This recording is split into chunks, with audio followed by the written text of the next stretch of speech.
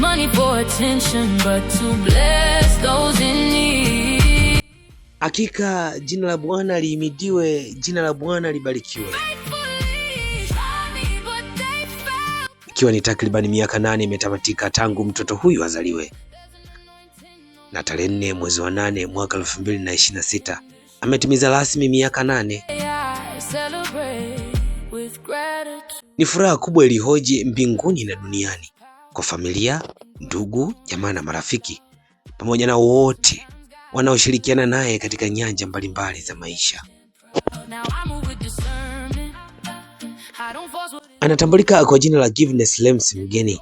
Alizaliwa mkoani Njombe katika hospitali ya mkoa huo iitwayo hospitali ya Kibena, ambayo iko nje kidogo ya mji wa Njombe mjini, na kwa sasa anaishi pamoja na wazazi wake katika kijiji cha Igongoro kilichopo mkoani Njombe katika wilaya ya Njombe katika kata ya Igongoro.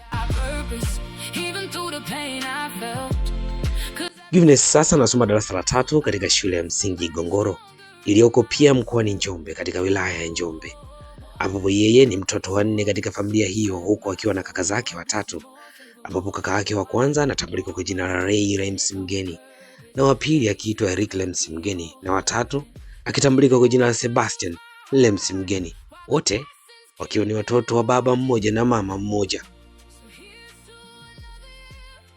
Akiwa kama mtoto wa pekee wa jinsia wa kike wa familia hiyo, Giveness sasa anatimiza miaka 8 tangu azaliwe, huku akiwa bado yuko kwenye hatua za awali kabisa za elimu, yani darasa la 3, pamoja na wenzake wote wanaosoma naye katika darasa hilo.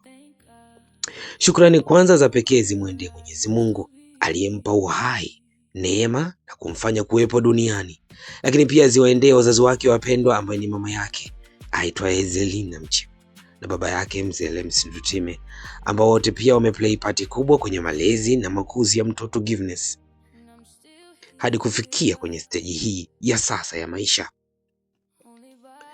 Kwa kulitambua swala hilo, sisi kama familia tuna kila sababu ya kumpongeza mtoto Giveness, hasa kwa kutimiza miaka 8 tangu pale alipozaliwa, na hivyo tunazidi kumwombea kakue katika umri na kimo, huku akimpendeza Mwenyezi Mungu na wanadamu.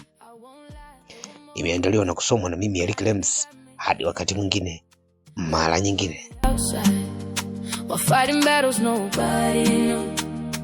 People try to break me, try to dim what God placed in me, but what's covered by His favor can never be destroyed so easily. I used to question time, why I wasn't further yet, but wisdom taught me seasons, and now I walk with less regret. Cause maybe where I'm standing is exactly where I need to be. God keeps letting me see life.